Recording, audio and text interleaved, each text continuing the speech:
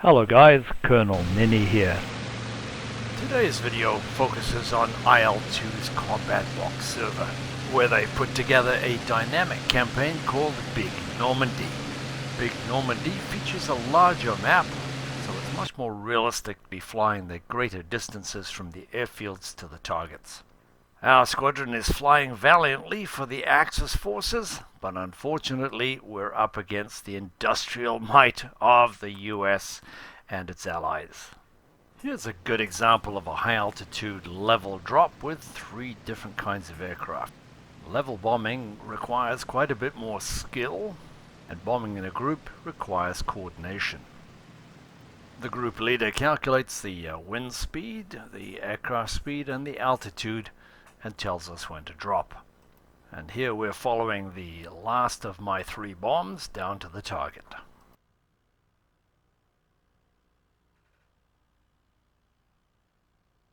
And as we turn and head for home, you can see the other ones impacting as well. In the next clip, I attack the airfield, but to avoid the flak, I do a wing over and go straight down into a dive. Solo attacks on airfields are not encouraged, but I just wanted to show you the technique. This approach allows me to build up a lot of speed in the dive and convert that to altitude. And there will be a swarm of fighters on me any second. As you can see, I released the bombs a little too early. Defensive flak in Big Normandy is formidable, and neutralizing it as quickly as possible is part of the attacker's role. This allied tree appears to pose a bit of a problem, but the next AAA position appears to be clean shaven. Running in for an attack on the allied switching yard requires nerves of steel, German steel of course. Not only do we have to consider hitting the target, but we also have to consider jinking the flak. Dropping the ordnance is the easy part. The next challenge is to get away without being hit by flak. And now that we've alerted them and made them angry, the next challenge is to get home in one piece. Remember, we're in a low energy state after leaving the target, and there's not much we can do if we got somebody in R6. This is another good reason to attack as a group. Big Normandy uses both Discord and SRS channels.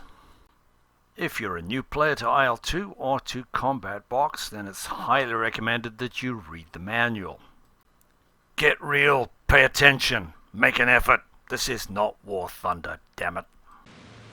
There are several benefits to bombing a target in a group. The first is that the flak has more targets to choose from, which reduces your risk considerably. We can afford to do a strafing run after dropping our bombs because we have air cover. We're also much more likely to get home at the end of the day.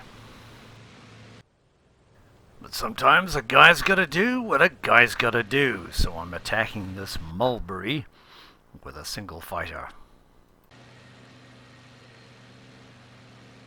I'm paying very close attention to the fire that's coming up from the ship, and then from 2 other sources as well, so I'm trying to get down below it to drop my bomb and then break away.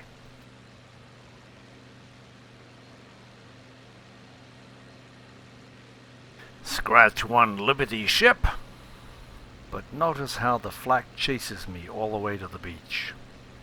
Although you'll encounter rifle caliber anti-aircraft positions, the most serious threats are the 20mm fast firing and the 88mm high altitude heavy flak. So what is the effective range of this flak? Firing at 200 rounds per minute, the 20mm flak has an effective ceiling of 3,500 feet and can reach you at 5,000 yards. This means that you could still get hit at 4 kilometers from the target.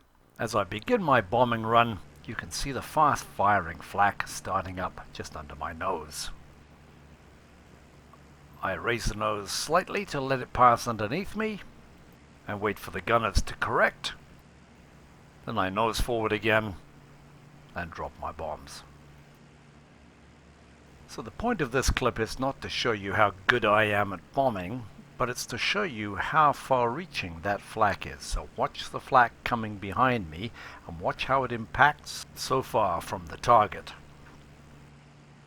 Keep watching, it'll surprise you.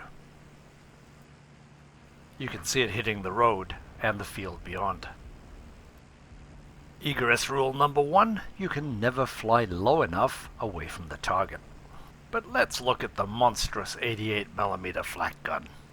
At a rate of fire of 15 to 20 rounds per minute, it could fire a 20-pound projectile almost to 15,000 meters, which is 26,000 feet. Next up is what I call a conga line dogfight, where we have a string of 3 German fighters trying to shoot down one poor P-51. This is more of a novice pilot problem because each one's trying to get the kill. But it's more likely to end up in a friendly fire incident as you fire over somebody's shoulder.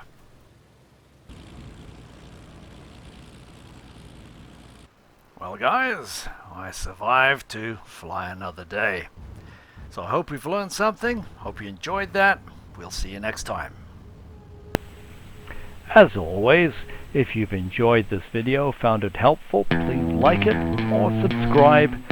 Or if there's another topic you'd like me to cover, please leave a comment. Thank you guys.